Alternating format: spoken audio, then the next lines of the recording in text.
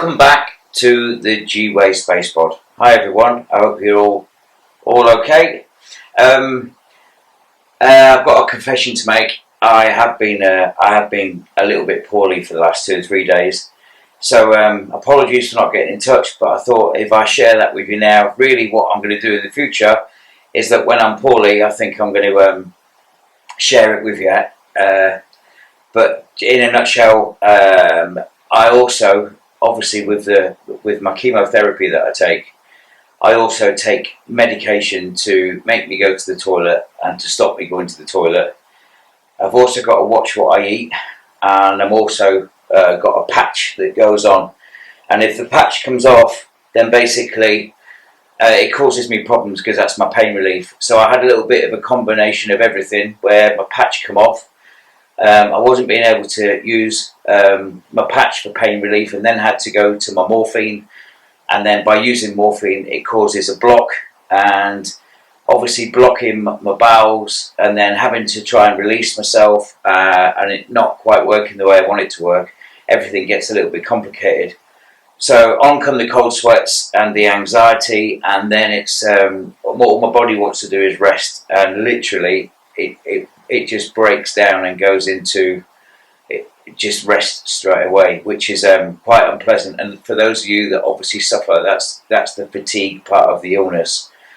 So when it comes to the blockage and having to be careful what I eat, obviously I've got to stay away from pastries and bread and all the stuff that I love, and then I've got to keep it with eating salad and all the boring stuff. And I know it's, well, sorry, to some of you it's not.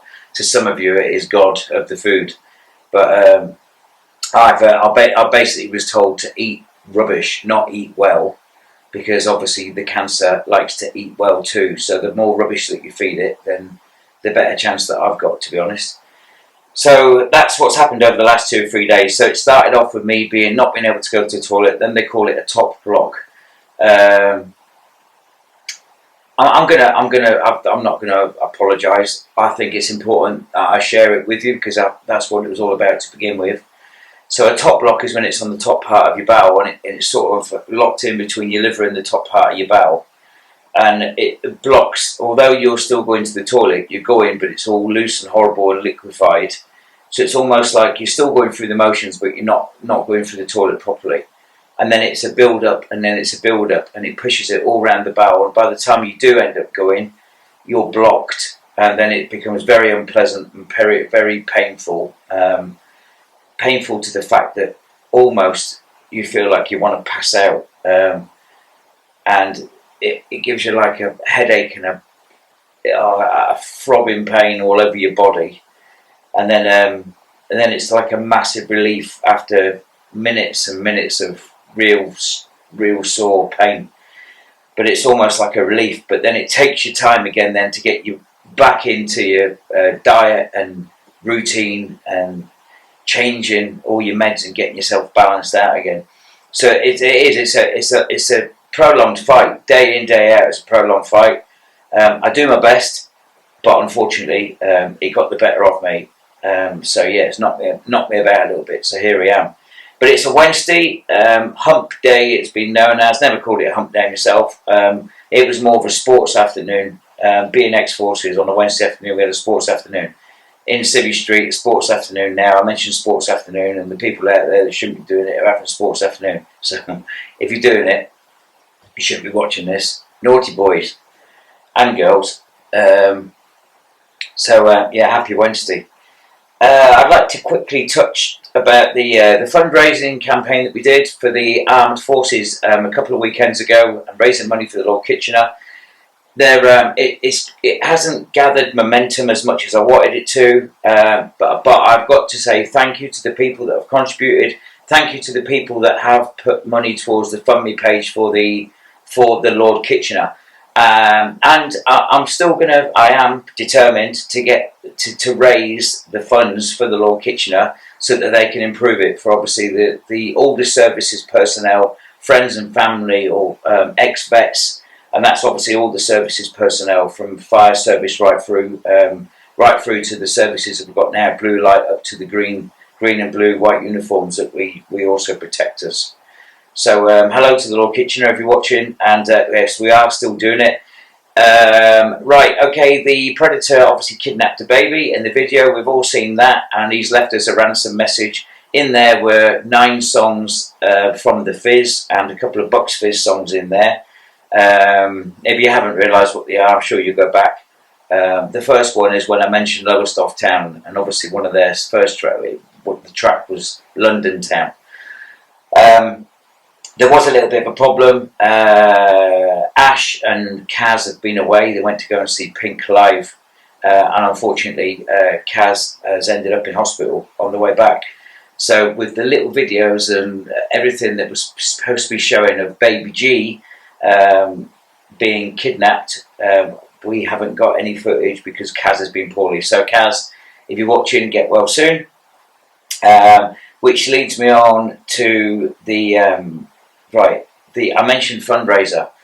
So what I'd like to say now, for those that may have noticed, there is a GoFundMe page out there for me, and I've got to put the story straight. I must put this straight because that was put on Facebook that I'd never had. I've never been a member of Facebook only till recently, and I wanted to become a member of Facebook purely to the fact that I'm sharing this journey with as many people as I can, and bringing awareness to families that if you have somebody in your family that is similar circumstantial and suffering as I am, I'm there to hopefully show that what can be expected of somebody, that one of your loved ones that's really quite poorly. So that's why I set up the podcast, because I believe that living with cancer day in, day out, and showing you how I live and how I deal with it, how I combat cancer, the G way. I actually want to give you something back, and this is my little way of making everyone aware of that it can be. We can do it together. We can fight cancer together. We do believe in cancer research, and all those hard-working people out there that trust the NHS and all the professionals that spend time, whether in a laboratory, or whether they're actually in the hospitals with patients. So my GoFundMe page was set up by Stevie Clems, and basically him and Tamila got married 2 weekends ago. Congratulations to both of you. Thank you for the invite to the wedding. Big shout out to all the friends and family. It all went fantastic day. But Steve, and I hope you don't mind me saying this, he is a really, really nice person. He's just a genuinely nice, helpful person. He's a good-looking git and all that. You know what I mean? Bless him. But I'll be gone soon, Steve, so you can be the best-looking bloke in Corby. On a serious note, he is generally a really nice guy. Financially, he's not about the finances with Steve. It's all about him. It's about his qualities, about his family and being happy and making people happy around him. And he's always been a provider, and he'll do anything for anybody, to be honest. Lovely bloke. He was the guy that set up my GoFundMe page, and he was the guy that helped me move in, or one of the guys that helped me move in to here.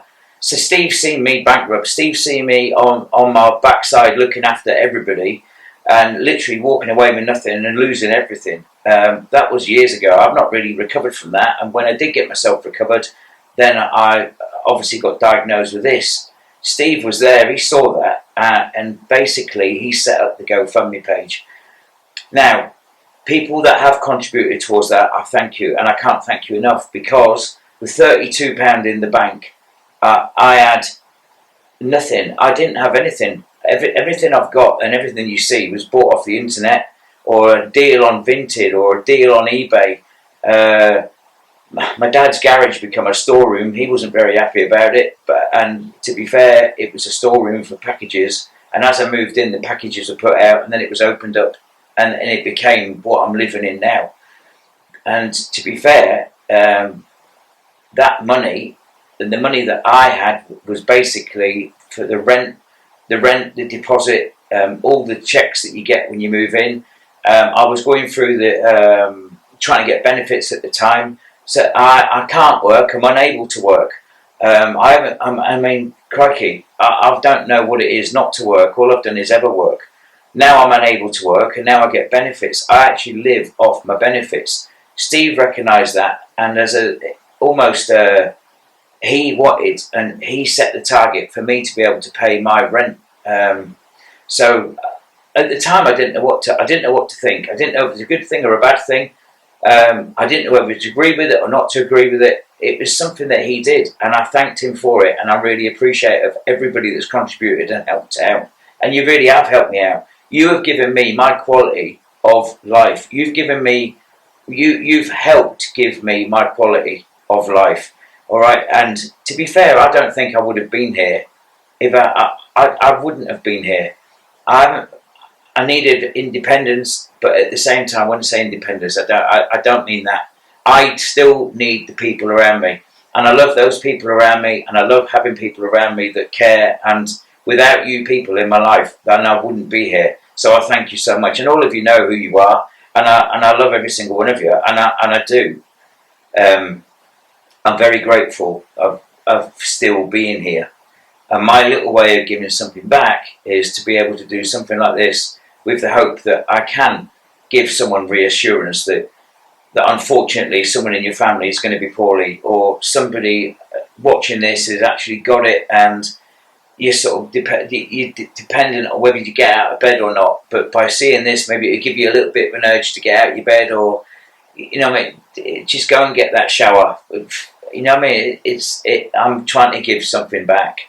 And I'm going to enjoy doing it, and I'm going to have little laughs while I do it. I don't mind taking the mickey out myself. At the end of the day, I've been called a twat for years. Everyone says that, and all right, this is my chance to sort of prove that I am. There you go. I've admitted it.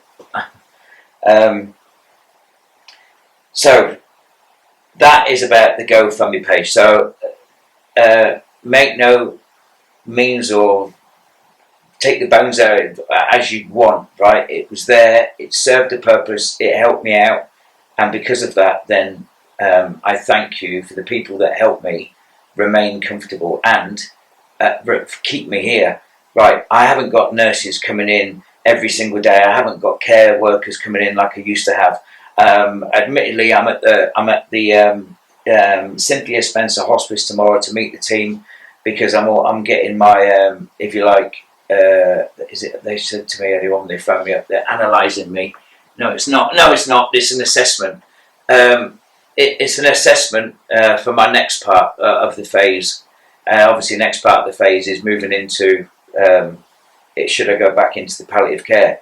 So they're going to sort of introduce me to the Cynthia Spencer and get me back, sort of bring me back as a reality check, because I'm not going to be here forever. So yeah, it's an introduction to the Cynthia Spencer. Okay, right. As I said, I've pretty much got everything. Everything's pretty much second hand in the pod, or I've gone out and I've rifled through skips, and I've got my I've got the cable barrels that the Predator stood on, and I've also got the cable barrel that the for the obviously the little bit in the corner for the rest of the pod. I've got a load of stuff off of Vinted, and I've got a load of stuff off of eBay. Thank you to those that I've bought, and for anybody that I've bought off recently, then you understand now that if you are watching this, it has gone towards the pod. So what I'd like to do, I would like now people to come and join me in the podcast. I'd like, if you are out there and you're suffering, and you want to, do you know what? If you want to come and say thank you to those that are looking after you, if you want to be on this podcast with me. Just to share how thankful you are for someone that's looking after you because you're poorly, please get in touch with me. Let's arrange that you come round and have a look. Let's do this. It is all about awareness. It is literally, I want to be able to tell you my stories and the funny things that have gone on along the way, the dreadful things that have gone along the way. But to be fair, today I just wanted to mention the fact that why I've not been here, but now I'm gonna share with you now from now on when I am poorly. When I am poorly, I'm just gonna run a 5-minute pod just to explain how and what I've done about it, to be fair. What I'm doing about it today, I'm going nowhere. There's no need to go out. Thank you for those that have been out and said about going out and get bits of shopping or helping me out. Little things like picking people's prescriptions up, handing prescriptions in. Basically, do you know what, the phone calls, well, I can't take a phone call after 6 o'clock at night. I've got to say that because I take my meds, I almost go down that slippery slope. And over the last few days, I was just putting the seat back and then I was out of it. So I wasn't getting back or responding to texts purely to the fact that I've been so tired. But yeah, I'm okay again now. So I will get back to you, and I will obviously get back to saying hello. And there's always an excuse to go and have a Guinness. Yeah, I do like a pint of Guinness now, I must admit. So the only thing I drink is water, and it's melon flavoured water, and it's just normal strawberry flavoured water. I can't really taste anything else. Crazy. Guinness I enjoy because it's the quality of the texture, and the texture then it makes me feel fulfilled. It's almost like a meal. That's not using drinking Guinness as a. They say it's got iron in it. They say that pregnant ladies can drink it, so it must be good for me. So there you go. So well, thank you once again for joining me in combating cancer the G way. For those of you that haven't shared, please share. Carry on sharing. I need to share this. I want to get it out there as much as I can, and obviously make people aware that we can live with such a bad illness. I'm glad we squared up the little bit about the GoFundMe page, and thank you so much. And if you do happen to go on it and look at the story, look at the actual story that's on there. It is quite a lengthy one, but I was asked to write something for an introduction for the other podcast that I do with the Macmillan, and that's the Big Green Wall versus Little C. So that's available on the podcast, the Big Green Wall versus the Little C, and that's with the Macmillan team. And that's a more sort of intensive. It's an hour-long podcast, but it explains about all the different scenarios, and that's reaching out and obviously and helping families and helping people like myself. So yeah, go and take a look at that. But please get in touch if anyone's got any ideas. They want me to share it. If anyone's got any questions, then I'll be happy to share. But I'm going to be in touch more often. And I think I've got a couple of funny things that they had to do during my tests. So next time we talk, I'm going to share some of the tests that they did. I hope it doesn't make you cringe. It made me cringe at the time, but hey, it is what it is. There is something that I didn't really want to share, but I'm going to share. Right. Another reason that the GoFundMe page was set up, and I can't give you the full story just yet because there hasn't been any closure with it, but I did and was paying towards a critical illness and life insurance policy. I've made my payments. My medical documentation went off to be looked at to make sure that I did have cancer and to say what the medical professionals are saying. They did all of their due diligence. It took them 7 weeks to come back, knowing that I was in a state of palliative care, knowing the state that I was end-of-life treatment. It was almost like they dragged it out. However, they've said differently. At the moment, it's an ongoing battle with them. But when an insurance company that you're relying on to be able to give you comfort for the next 3 months, 6 months, 12 months of what's left of your life, you rely on that money to make you comfortable. When you get it taken away from you and it's whipped underneath your feet, then it's a massive hit. So you've been dealt with cancer, you've been diagnosed with cancer, then obviously you start the process of where the money's coming from. When you think you've got a life insurance policy and it's covering you, and then you haven't. And it's when they return the money and they cancel your policy, and then you get a letter in the post to say why they've cancelled it after they've actually struck you off. That's what happened to me. So I will share in the future the company or who the company was.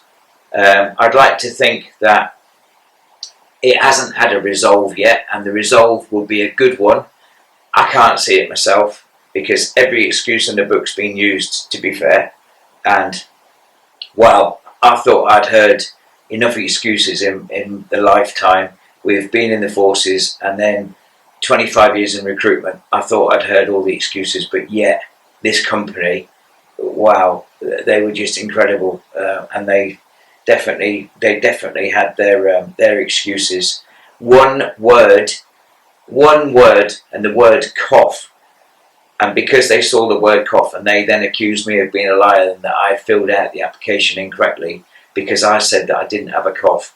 Come on, guys, who in their right mind, right, would shove an 8-inch needle in me to get a biopsy if you had a cough? Who would do that? No one's going to threaten my life, right? If I'd said I had a cough, to shove a needle in me to get me a biopsy out of my liver, there is no way that would have ever happened. You know, they say that, and instead of the word continuous, it was concuss.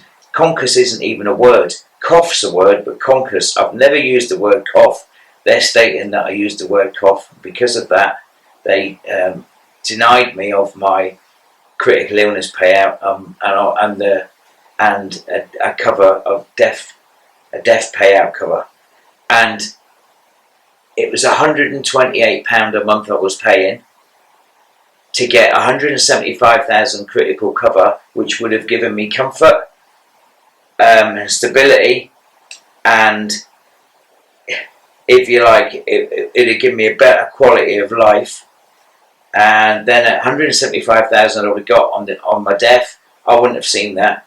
I'd have probably tried to spend it, I suppose, but I wouldn't have been able to. But look, that's what my family was supposed to be left. All right, my loved ones, and that's.